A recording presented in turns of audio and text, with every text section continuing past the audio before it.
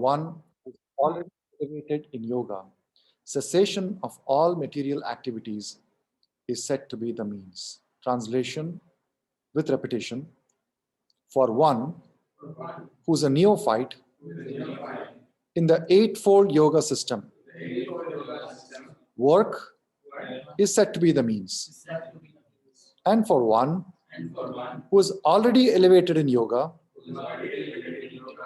cessation of all material activities is said to be the means. Purport. The process of linking oneself with the Supreme is called yoga. It may be compared to a ladder for attaining the topmost spiritual realization.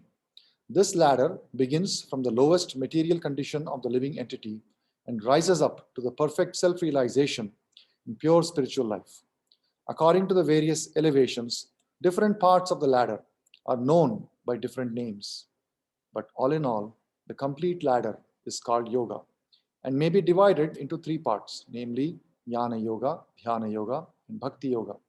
The beginning of the ladder is called Yoga Rurukshu stage, and the highest rung is called Yoga Rudha stage, Yoga Rudha. Concerning the eightfold yoga system, attempts in the beginning to enter into meditation through regulative principles of life and practice of different sitting postures, which are more or less bodily exercises, are considered fruitive material activities. All such activities lead to achieving perfect mental equilibrium to control the senses. When one is accomplished in the practice of meditation, he ceases all disturbing mental activities. A Krishna conscious person, however, is situated from the beginning on the platform of meditation because he always thinks of Krishna, and being constantly engaged in the service of Krishna, he is considered to have ceased all material activities. Thus ends the wonderful transcendental purport. Om Ajnana Timirandhasya Jnananjana Shalakaya Chakshur Unmilitam Yena Tasmai Shri Gurave Namaha Nama Om Vishnu Padaya Krishna Prishtaya Bhutale Srimate Bhakti Vedanta Swamin Iti Namine Namaste Saraswate Deve Gauravani Pracharine Nirvishesha Shunyavadi Paschatya Deshatarine Jai Shri Krishna Chaitanya Prabhu Nityananda Shri Advaita Gadadhara Srivasadi Gaura Bhakta Vrinda Hare Krishna Krishna Krishna Hare Hare Hare Rama Rama Rama Hare Hare. Hare Krishna. So this is the beginning portion of the 6th chapter, in which Krishna is instructing Arjuna about the process of Dhyana Yoga, the process of meditation as a means of attaining perfection. And let us just try to understand this summary of this, or the different sections in this chapter. If we recall, this the chapter has been divided into 4 sections. Some of us may not remember. It's been a long time. The 4 sections have the acronym of EASY, easy. See, it's supposed to be easy to remember, but I'm sure none of us remember it. EASY. Does anyone remember the acronym for the 5th chapter?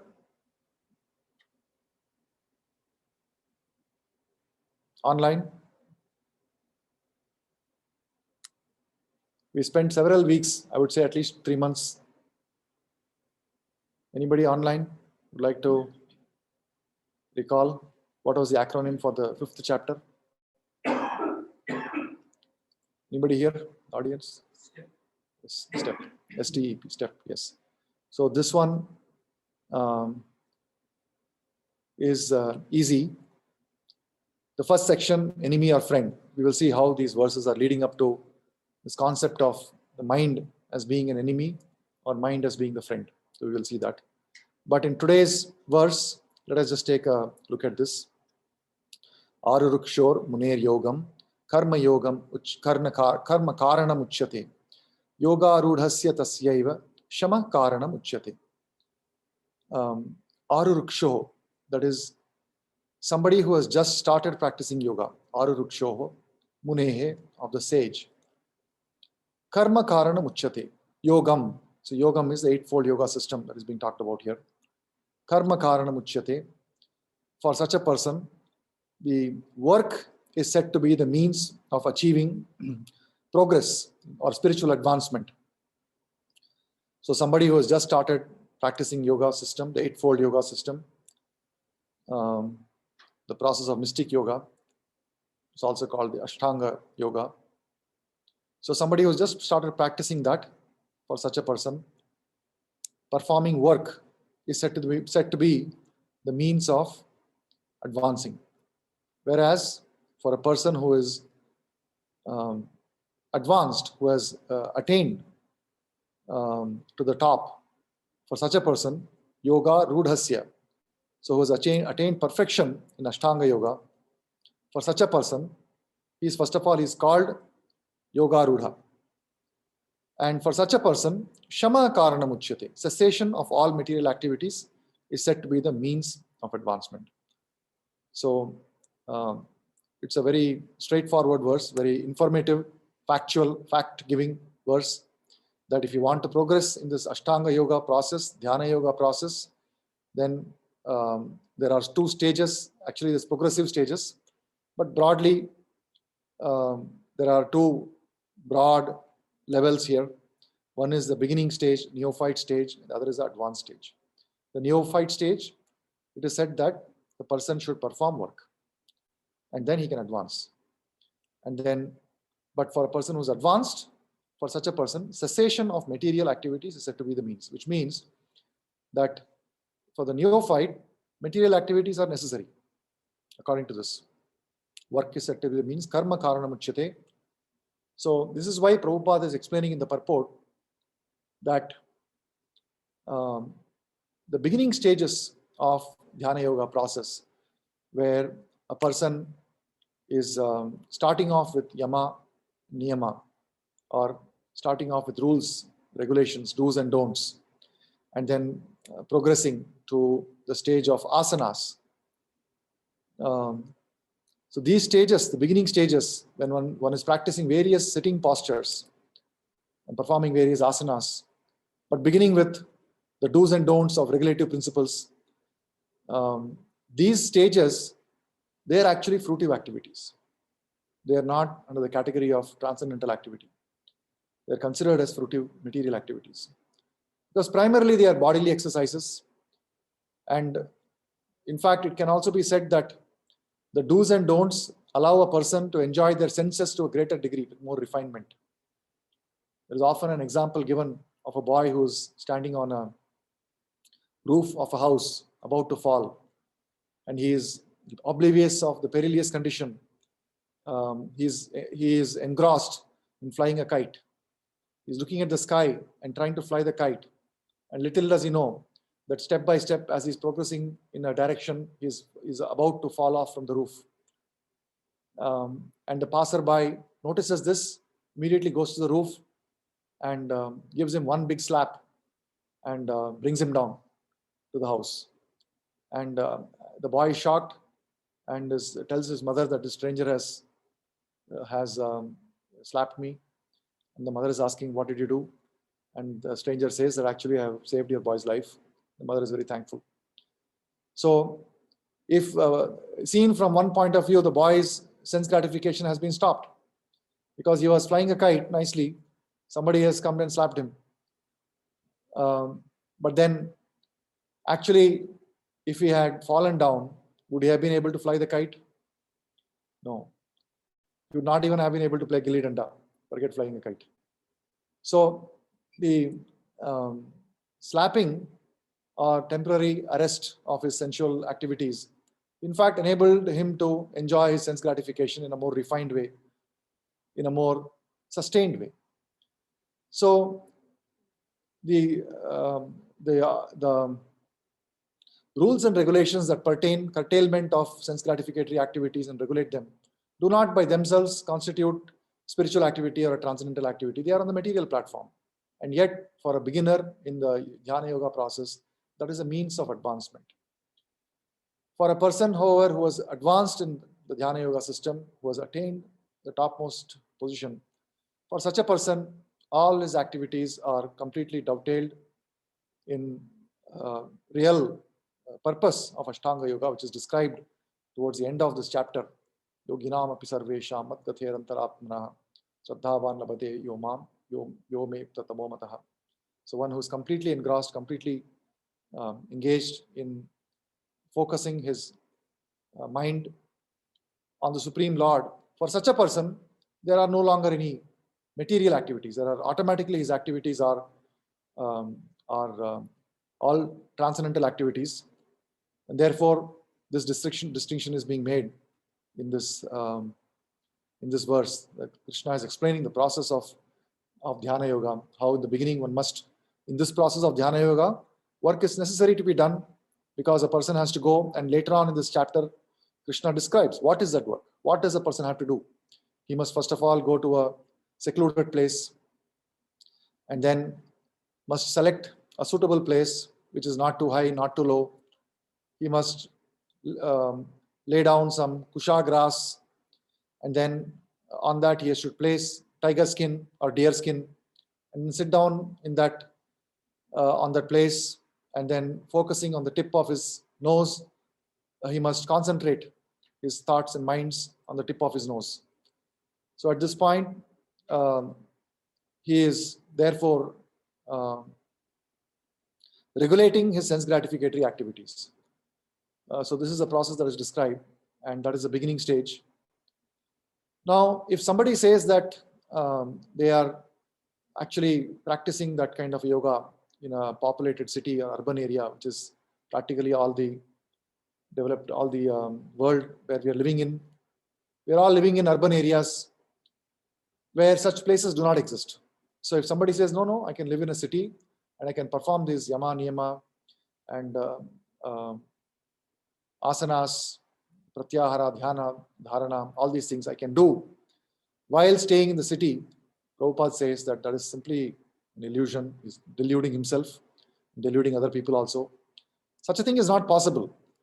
So you cannot stay in the city and perform Dhyana Yoga. Dhyana Yoga starts with the process of now such a person may concoct such a process. Everybody is free to come up with any process they want. But Prabhupada says that one must be very, very clear that that is not described in Bhagavad Gita. Such a process of staying in the city and performing meditation, of undertaking yama, niyama, asanas, these kind of processes of regulatory processes of performing work in accordance with the process of Dhyana Yoga and living in the city, there is no such process. It does not exist. So those who advertise that we have got such a process, they are merely concocting. It's merely their own mental concoction. There is actually no such process that exists.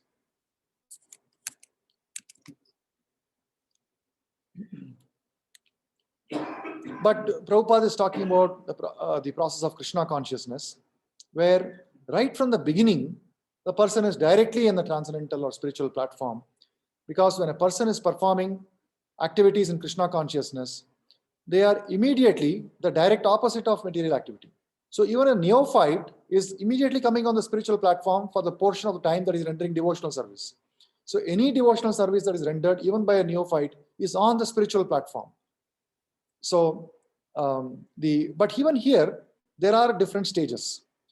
So even Prabhupada, in fact, explains how this principle of advancement of the beginning stage, neophyte stage, and the advanced stage, it exists in the Krishna consciousness also. So in the beginning stages, the person is advised to perform varieties of activities which are according to the inclination and the position of the person, but dovetailed into Krishna consciousness, dovetailed for the cause of Krishna, dovetailed towards the mission of Krishna. And the person should be inquisitive to think, how can I work for Krishna? How can I spend my next hour for Krishna? So there is variety of work. One may engage in kirtana, one may engage in the study of Bhagavad Gita, one may engage in cooking for Krishna, one may engage in cleaning for Krishna. So a devotee does not have any moment to spare. 24 hours there is engagement that is possible in Krishna consciousness through varieties of work. So these varieties of work keep a person, especially the neophyte, because the neophyte is advancing gradually, Komala Shraddha, not strong in faith. So as a neophyte is advancing in faith, sometimes one does not have sufficient taste to engage for hours and hours and hours in chanting the glories of the Lord, or in reading Bhagavad Gita, or reading Srimad Bhagavatam. That taste does not exist. So therefore, for a neophyte, it is advised that that person should render practical devotional service to the extent possible, and that is a means of advancement for such a person. And then as the person advances, the person realizes how actually these processes of devotional service are not at all tiring. They are not at all boring, or rather on the opposite, they are enlivening and very refreshing. There is a very nice book called Perfection of Yoga. If you have not read this book, if you have not purchased this book, please purchase it and read it. In this, Prabhupada explains a very revolutionary scientific principle behind why exactly it is that a devotional service is so enlivening.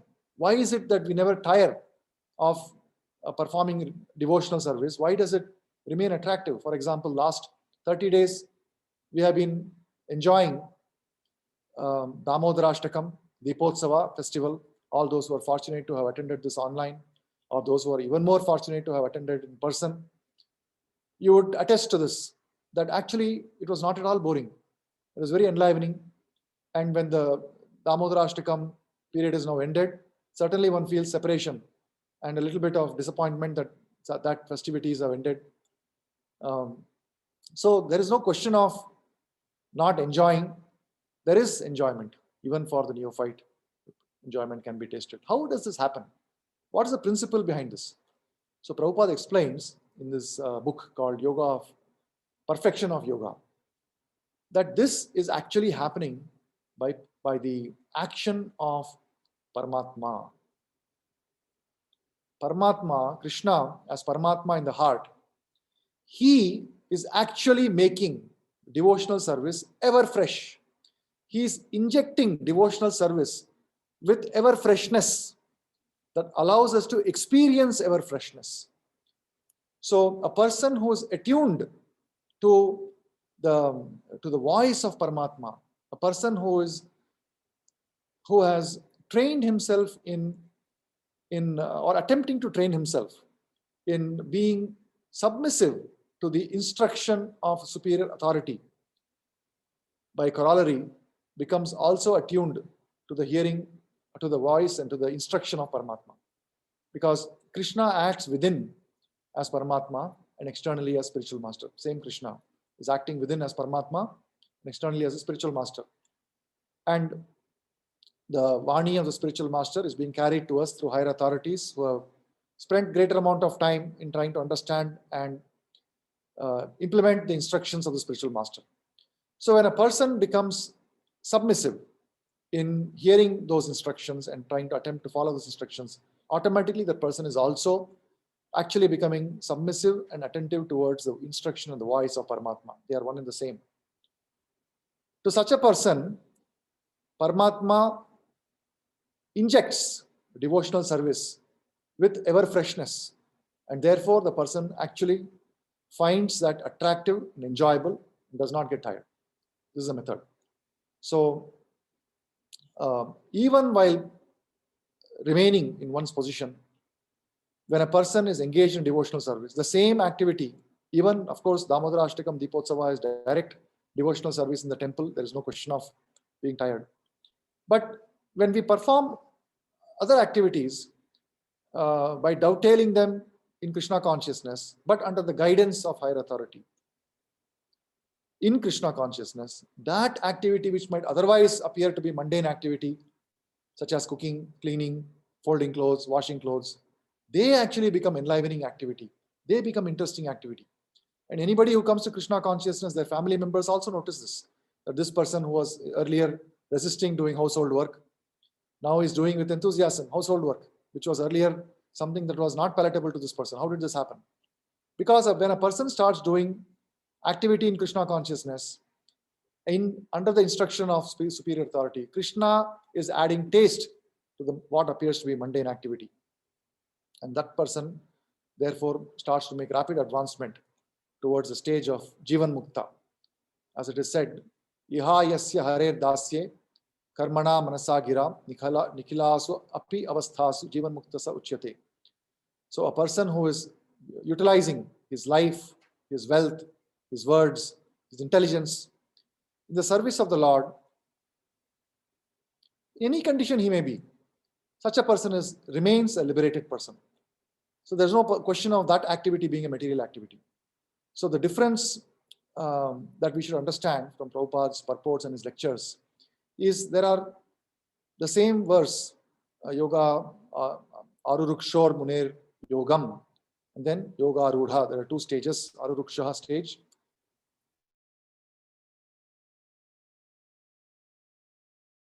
To a person who's on the path of Dhyana Yoga, these are fruitive activities. These fruitive activities which are performed under the direction of somebody who's advanced in Dhyana Yoga will actually lead one person to advancement. But in the case of a person who's in Krishna consciousness, even though for him varieties of work are actually the means of advancement, such work is not fruitive activity. It is already on the state of transcendental activity or spiritual activity. So that's a very important difference.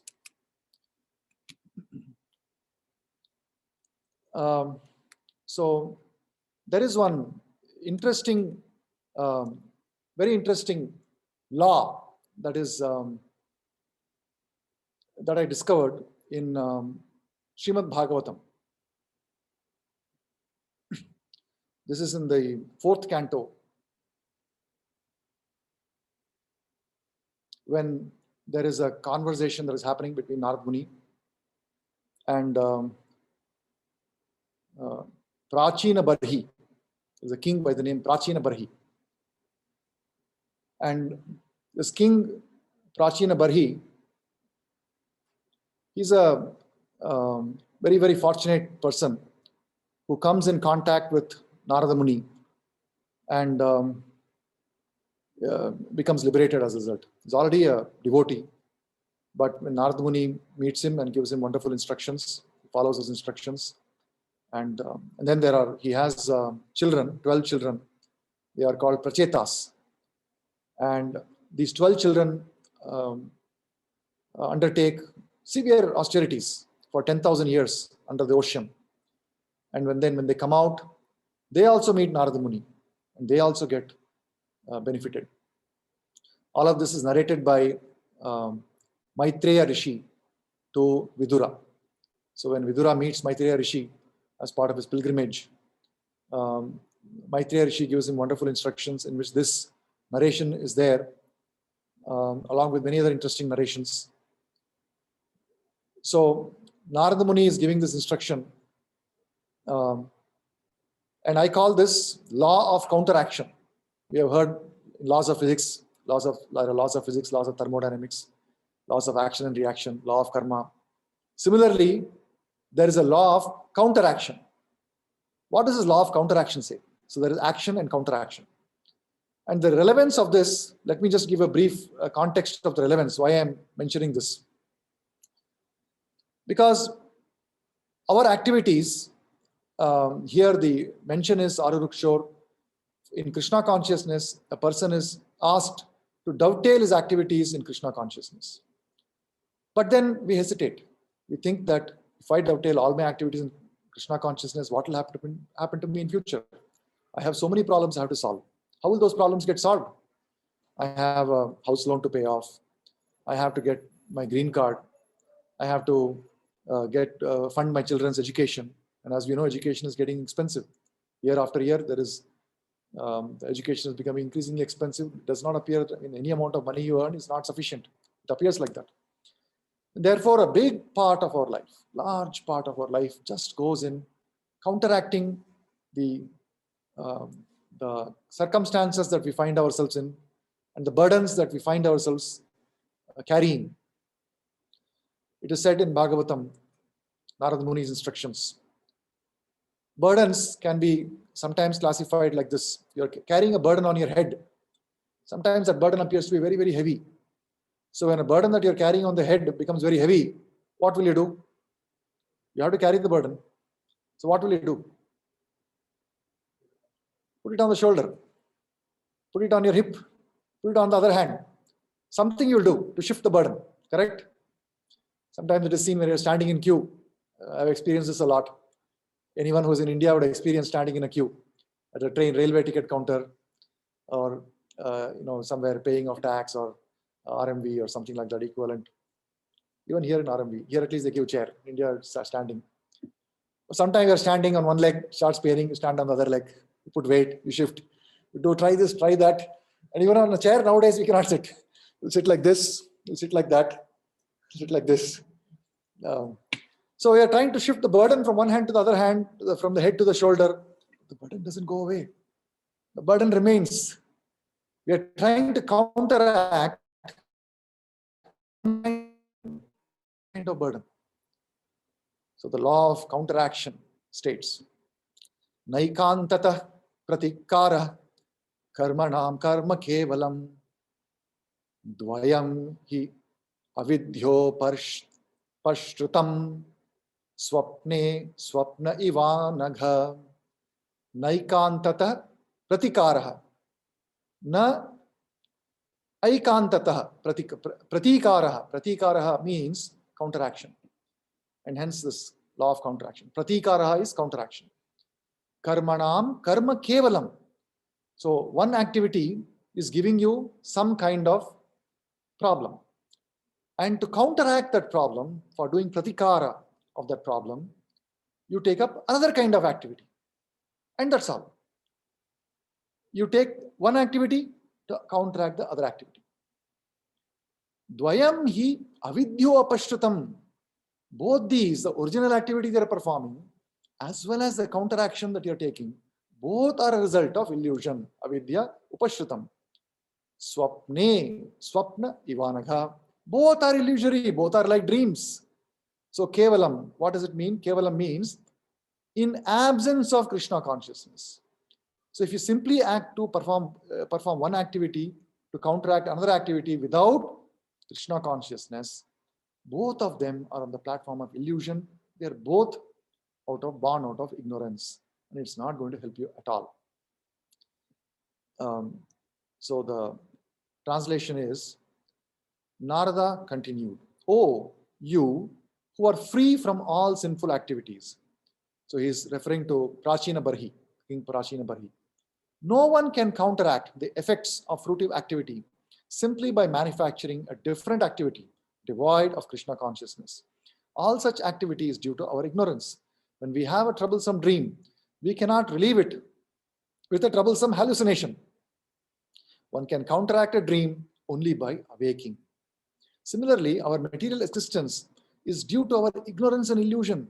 Unless we awaken to Krishna consciousness, we cannot be relieved of such dreams. For the ultimate solution to all problems, we must awaken to Krishna consciousness. So our counteraction that we attempt in our lives, because our activities are actually a string of counteractive measures, because we are facing some stimulus and then fearing that stimulus, fearing that situation, an anticipated situation. In fact, most of it is fearing of a counteraction to a future problem, not to a counteraction of the present problem. That also happens, but it's much less prevalent. 90% of our work is actually geared towards counteracting a problem that has not even happened. It is an anticipation of a problem that is going to happen. So, but that is not going to help us at all. According to Narada Muni, if we create our own activity to counteract another problem, then both are problems only. And Prahlad Maharaj also gives similar instructions. So Narad Muni gives some more wonderful instructions. Let's just go look at this a little bit more.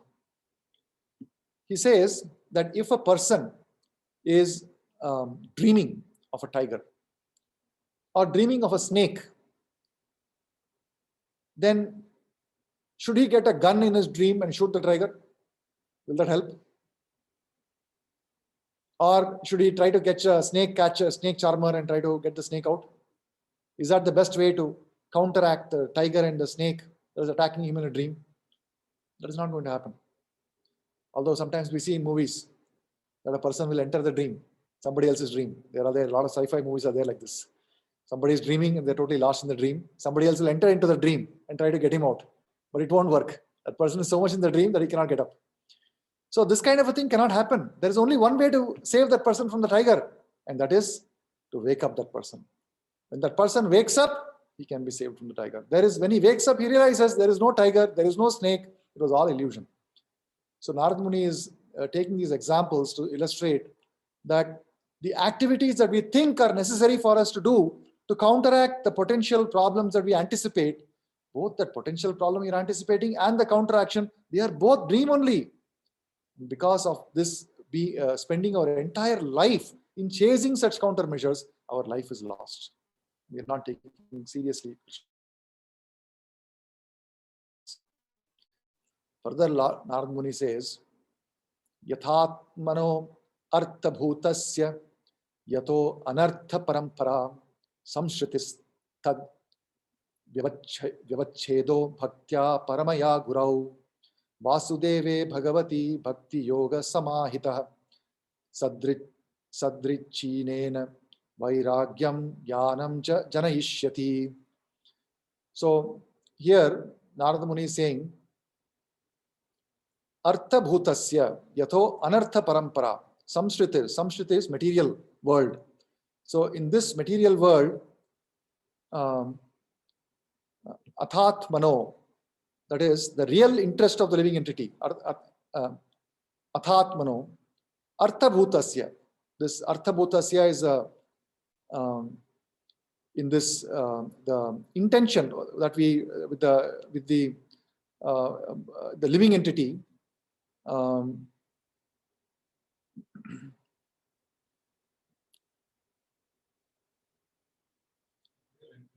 The real interest is there. I'm trying to recall the exact meaning of those words. Artha Bhutasya, I'm not able to recall. But let me just read this translation so that I don't lose the actual import of this verse. The real interest of the living entity is to get out of the nescience that causes him to endure repeated birth and death. That is the samshritis, the material world of the repeated birth and death. The only remedy is to surrender unto the Supreme Personality of Godhead through his representatives, Paramaya Gurau. So there the Paramaya Gurau, that word-to-word translation, Prabhupada is translated as the Supreme Lord or his representative. The Supreme Lord or his representative. So the only remedy is to surrender into the Supreme Personality of Godhead through his representative. In the actual translation, he's saying like this. Vasudeve Bhagavati, unless one renders devotional service unto the Supreme Personality of Godhead, Vasudeva, one cannot possibly become completely detached from this material world, nor can he possibly manifest real knowledge. So elsewhere in Bhagavatam, the beginning of Bhagavatam, it is said how the Vairagyam and Jnanam, they are corollaries. They are automatically produced from pure devotional service. And here Narad Muni is saying that unless one has devotional service, it is not possible to develop real detachment and knowledge. So both the main statement and the transverse, they are both true. Converse, the converse as well as the statement, they are both true. In other words, if you have performed devotional service, knowledge and detachment will develop. And if you do not perform devotional service, there is no chance of knowledge and detachment. So both are true. So the real interest of the living entity is to get out of the nescience that causes him to endure repeated birth and death. And the only remedy is to surrender into the Supreme Personality of Godhead through his representative. So this is the waking up that is being talked about. And that is the only way to really counteract the problems that we face and the problems that we anticipate. Because majority of the actions we take are counteractions of the, not of the problems we face today, but it is of the problems that we anticipate.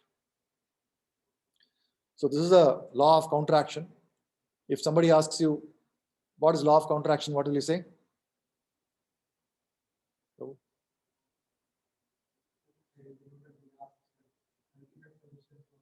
That is in this slide, previous slides, the first slide.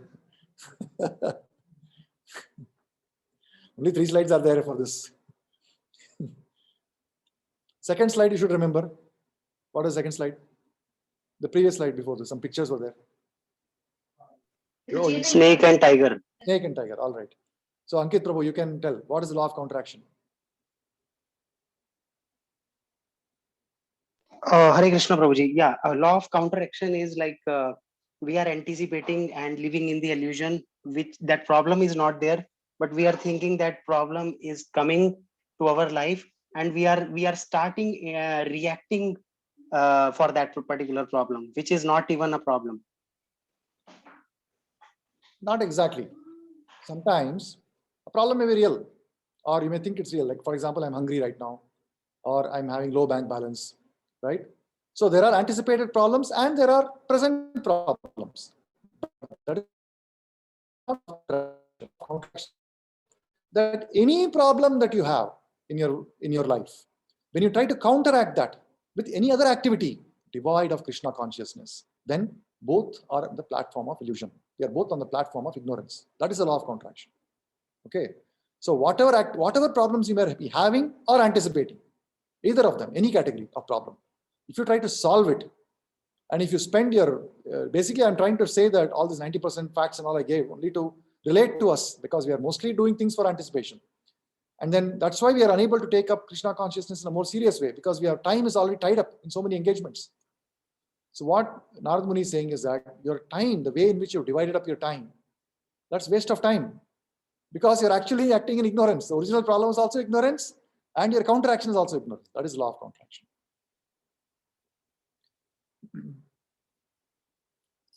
And then he continues, Adrishtam drishtvan nangshed bhutam swapnavad anyatha bhutam bhavad bhavishyacha suptam sarvaraho raha. That is the whatever problem that we have experienced or not yet experienced, everything is a dream. This is a very powerful verse that basically says that everything happening within time, which consists of past, present, and future, is merely a dream. That is the secret of understanding in all Vedic literature. So everything that we are experiencing, past, present, and future, is merely a dream. That is the secret understanding in Vedic literature. So we create very carefully planned career, resume, and our educational experience, and marriage, and children, and children's life, house, purchase, green card, citizenship, very, very carefully planned. And all of this, Narad Muni says, is simply a dream. That is the secret of understanding in all Vedic literature. So then I would like to fast forward a little bit to the instructions that Narad Muni gives 2 chapters ahead to the Prachetas, who are the children of King Prachina Barhi. So his 12 children, they go to the ocean. So actually Prachina Barhi's wife, she is a daughter of the ocean, the deity of the ocean. And so his children, the 12 Prachetas, they are very extraordinary children, and they're very renounced. So they have been ordered by their father to get married and develop the population, Krishna conscious population, and thereby that's their work. This is a part of how the universe is being created, how it's being populated, the beginning of creation. So there's Manu, and there are several description of various kings that come. And in that succession, there is an instruction given by Prachina Barhi to his children, Prachetas. So how do they go about doing this? Is it that they start looking for some suitable bride? No. Actually, they go to the ocean and they go under the ocean and perform austerities for 10,000 years so that they may get suitable guidance from the Supreme Lord on exactly how to do that. A simple thing like get married and have children, how they're executing. They're going to under the ocean and performing austerities. But subsequently, the Lord gives them wonderful form of darshan, 8-handed form. He comes on the Garuda and gives them a wonderful darshan in the 8-handed form. And then they come out, they offer wonderful prayers to the Lord. And then much later, after they're married, and then later they meet Narada Muni. And at that time, Narada Muni is having further conversations. And he gives some more very interesting, very insightful instructions. He says, Kim va yogena sankhyena nyasa swadhyaya yorapi kim va shreyobhir anyaischa na yatratma prado harihi. Kim va yogena sankhyena nyasa swadhyayayor api. So what is the use? Kim, what is the purpose of performing dhyana yoga or the path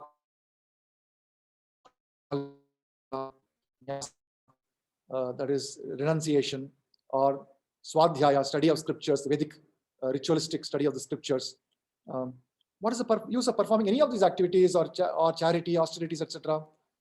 Na yatratma pradohari. If you're not performing devotional service, there is no use of any of this. I think that the translation is, the word by word is not correct. Sorry, please ignore that. The translation says, the transcendental practices that do not ultimately help one realize the Supreme Personality of Godhead are useless. Be they mystic yoga practices, the analytical study of matter, severe austerity, the acceptance of sannyasa, or the study of Vedic literature. All these may be very important aspects of spiritual advancement, but unless one understands the Supreme Personality of Godhead, Hari, all these processes are useless. So this chapter 6 is talking about Dhyana Yoga process, and you will see how the Lord is explaining the exact same principle and is building towards that. But as it's a chapter with several verses, Prabhupada is providing this context in every verse, every purport, and it will be very useful for us also to try to understand this principle and completely internalize this. That although Dhyana Yoga process has been described by Krishna, he does not say for a minute that you must perform these activities in absence of Krishna consciousness. Rather, the perfection of Dhyana Yoga comes only when you add Krishna consciousness to that, and he will say that towards the end of this chapter. Then Narada Muni continues, Shreyasam api sarvesham atma hi avadhir artha sarvesham api bhutanam harir atma madah priyah. And here what he's saying is, all the auspicious activities, their goal is the Supreme Lord. So whatever Shreyasam api sarvesham atmahir avadhir artha. So the destination, avadhi, is translated as destination. So the ultimate goal of all the auspicious activities that one performs, whether it may be karma, jnana, yoga, or bhakti, is actually the Supreme Personality of Godhead. And that's because Harir Atmat Madah Priya. So because the Supreme Lord is the original source of all the self-realization. And in the purport of this, Prabhupada says, the conclusion is that one must come to the platform of Bhakti Yoga. Even though one may begin with Karma Yoga, Jnana Yoga, Ashtanga Yoga, unless one comes to this platform of Bhakti Yoga, self-realization or realization of absolute truth cannot be achieved. Bahunam janmanam ante jnanavan mam prapadyante vasudevam sarvamiti samahatma sudurlabha. So why wait for so many lifetimes? Why wait for janmanam, bahunam janmanam ante? Why wait for so many lifetimes to achieve the perfection and come to the point of surrendering to Krishna? Let us do it now. Let us do it in this life. And let us remember the law of counteraction. Let us not fill our life with full of counteraction to the extent that we have no time. No time for Krishna consciousness. No time to dovetail our activities. No time to heed to the voice of the representatives of the Lord. In conclusion, I'll just stop with this two more verses that Narad Muni, one verse by Narad Muni, and then one quotation in the purport I'll read out.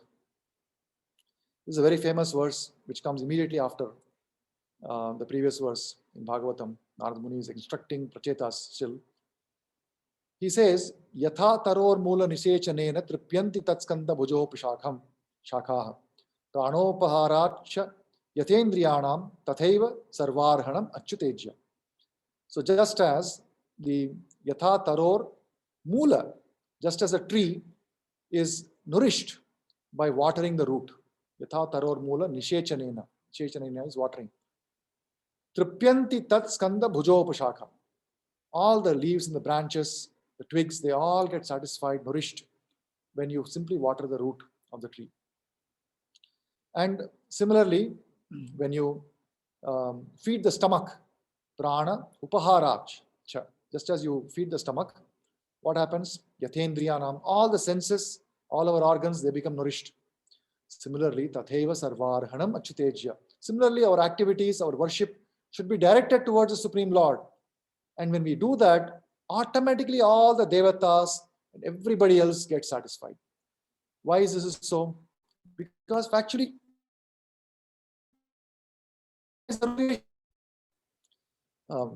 so therefore, Krishna, when he's satisfied, everybody gets satisfied. And Prabhupada quotes this wonderful verse from Chaitanya Charitamrita. Shraddha shabdhe vishwasa kahe sudhrida nishchaya. Krishna bhakti kaile sarva karma krittaya. So this, and the reason why all these are relevant is because as we are reading and we are progressing in the 6th chapter, the entire chapter is devoted to explanation of Dhyana Yoga process. And all of us, we have grown up with exposure to some elements of yoga, different yoga gurus, different processes. They all speak very nicely. And even now we know there are so many famous and popular so-called gurus who are there on the web, online, YouTube, and they all give very nice sounding lectures and very pleasing appearances and very nice settings, camera, and a large number of followers. And one is therefore inclined to pay to rest one's faith, one's heart, one's intelligence in processing the instructions given by such people also. And when we do that, we lose faith. Our faith in our own process that we are following in the process of Krishna consciousness becomes weaker. And therefore, it is important for us to know, and when that happens, when it becomes weaker, what happens? Our life becomes full of countermeasures. These countermeasures, which are illusion, only increase. Why? Because we are lacking the faith. We are lacking faith in what? So we are lacking the faith that the process of Krishna consciousness is actually complete process. That it gives the benefit, it gives the complete success of everything that we ever need to achieve. Sarva karma kritta hoya. So this is the definition of faith. Shraddha shabdhe, vishwasa kahe, sudhrida nishchaya. And what is the sudhrida nishchaya that one must have? Krishna bhakti kaile. That devotional service, rendering devotional service, working towards development of spontaneous devotional service. This process is actually sarva karma kritta hoya. Gives us complete success in all our endeavors. So with this, I would exhort, I would invite all of us here to contemplate upon how we divide our time, to consciously assess what countermeasures we are taking, and consciously look at the futility of that, assess the futility of that, and also contemplate upon these verses from Bhagavatam, instructions of Narad Muni, instruction of Chaitanya Mahaprabhu, Sarva Karma Kritta Hoya, and take a firm resolve and increase our faith. How does our faith increase? It is by interacting with the devotees with a stronger faith. This is the purpose why we are building a temple, why devotees are coming all the way here, thousands of miles they travel, undertaking all difficulties, why do they come here? Otherwise, in Bangalore, in India, the comfort situation is very, very comfortable. Anyone who has been to ISKCON Bangalore, nobody in their right mind will come out of that place and come here and stay. For the devotees to come here like this, it is a great act of sacrifice, and it is being done for actually for our benefit. It is for our benefit, and by taking that benefit, by associating with the devotees, our Shraddha becomes stronger. And with that Shraddha, with that intelligence, purified intelligence, we can then see how our life is filled with countermeasures and how those countermeasures are actually not necessary, and how one must dovetail one's activities in devotional service. With this, I'll stop here and see if you have any questions, thoughts.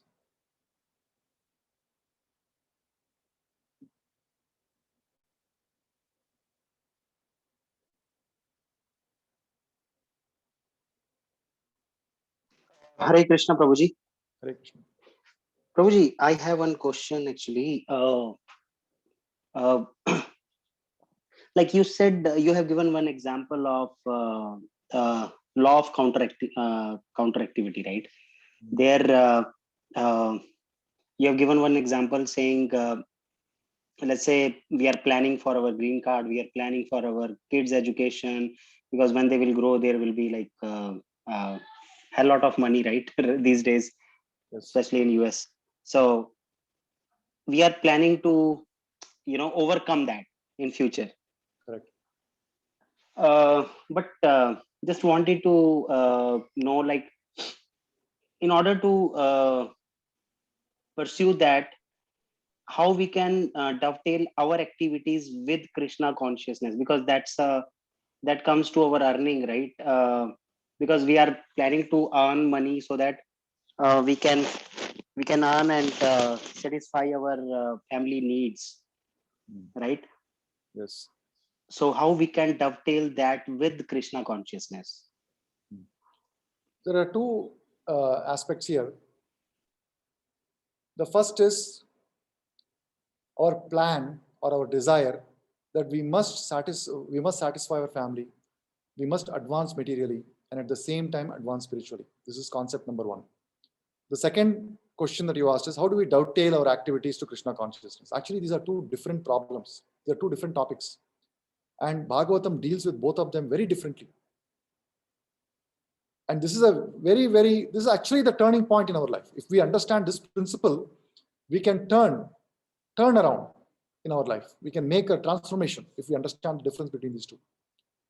The first point is a very firm conviction that actually all these things that I'm doing, green card, family, children, money, these are actually the solutions to my problem. I have to solve it. It's my job to solve it, and my intense desire is to make sure I do things to solve it.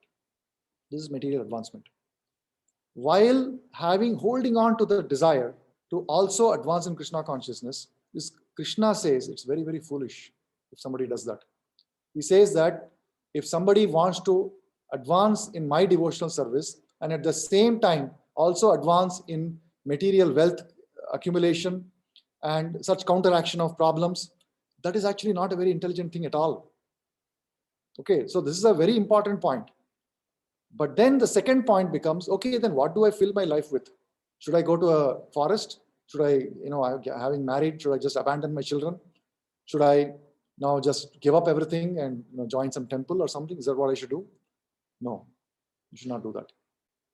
So what should I do that in Krishna consciousness is one question. How do I solve these problems better and also make it appear as if it is part of Krishna's plan? It's different. The second part which I just said, that making it appear like it's Krishna's plan somehow, that is not a good plan at all. So first thing we have to remove from our mind is that the goal of my life is to settle in life, to make sure my children are all settled. That should not be the goal.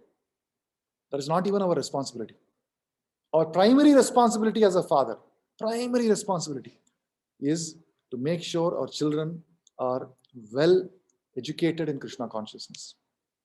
Guru na sasyat, janani na sasyat. If a person has taken up dependence, that person must, first and foremost, including wife and children, must make arrangements for their Krishna conscious development. That's the primary objective, and the entire life should be molded according to that. If that requires us to have green card, yes. If that requires us to have something, yes. But does it require? That's the question. Because we have put some goal which is created by us, and now we are trying to justify that goal, that creates all kinds of entanglement, and we just tie ourselves in knots. But Krishna never says, abandon your household activities and go to the forest and meditate. He doesn't say that. Even Arjuna was a pure devotee, but he was here in the Krishna himself could have killed everybody. In fact, he has killed everyone in the battlefield. But he chose Arjuna as the instrument. Similarly, we have as an instrument, there is a set of living entities that has come under your care in the form of wife and children, whether they accept or not. Today, no wife is accepting herself as a dependent. But that doesn't matter. As far as our Vedic knowledge is concerned, wife is a dependent. Children are dependents. So our primary objective is to advance them in Krishna consciousness. And to do that, one requires to live in this world. One requires to have sufficient compensation, means. All of that is required. And there's no problem with that. But the goal should be very clear. The goal is for me, like what was said today, right? That any activity, sarva karma kritta hoya, Krishna consciousness will solve everything. Akama sarvo kamo va moksha kama dhardihi. It's already been said. Akama sarva kamo va, I have some material desires, not a pure devotee.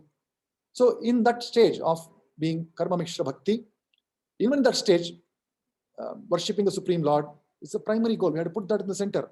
And then have faith that Krishna will provide for everything. Actually, Prahlad Maharaj says, just as we are not seeking any miseries, but they come. Is it spoken by Prahlad Maharaj? Narad. I was really confused. Where does he say this? To whom? Vyasadeva. Yes. In this conversation only it is there. This chapter only it is there. So all the, it has already been crossed actually. We already read it. Or is it yet to come? We already read it.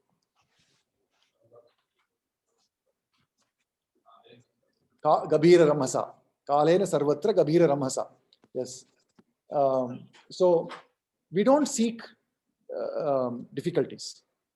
We don't go and seek COVID, but it comes.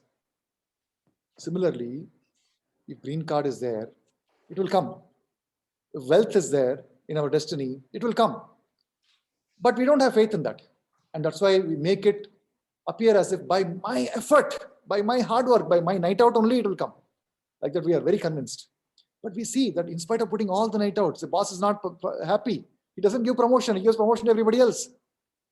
You see it or not? This question has been raised before in this forum. Why I don't get promotion? Why everybody else get promotion?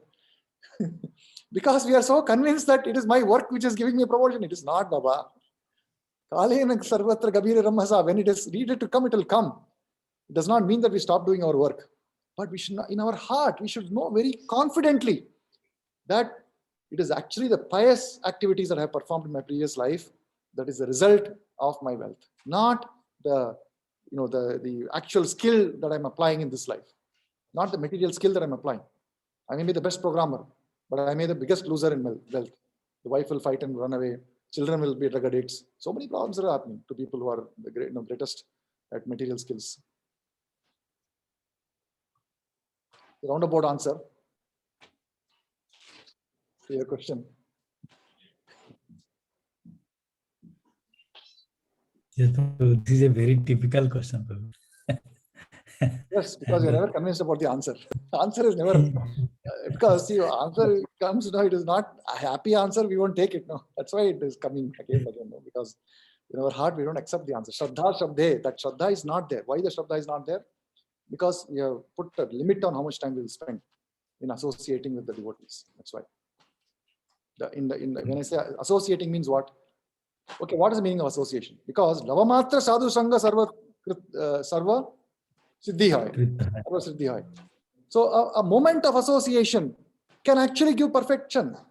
And we are on the path of perfection right now. So that also you should have confidence. This path we are on is a path of perfection. So in that path of perfection, how we make an advancement is by actually accepting the message of Krishna that is coming from Guru Parampara, right? Just accepting it on face value. That is how we get association. Otherwise, it's like a mosquito that is sitting on the body of Prabhupada. You'll say, no, mosquito is also getting association. It's only biting, it's not association. So what's the difference between a mosquito that is, sitting on the body of Prabhupada and us who are also sitting in the class? What's the difference? The difference is we are willing to accept the instructions given, whereas mosquito is not willing to accept the instructions given. That's the difference.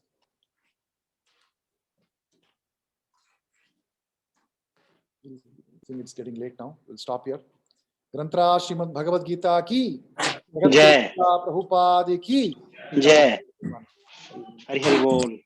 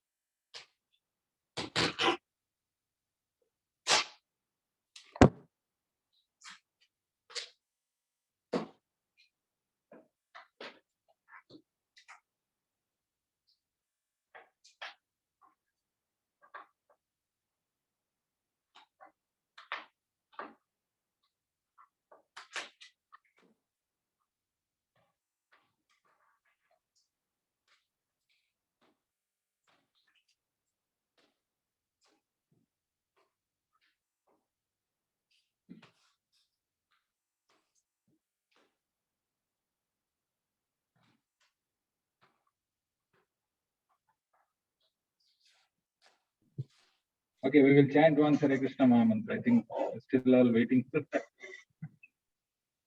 Hare Krishna, Prabhuji.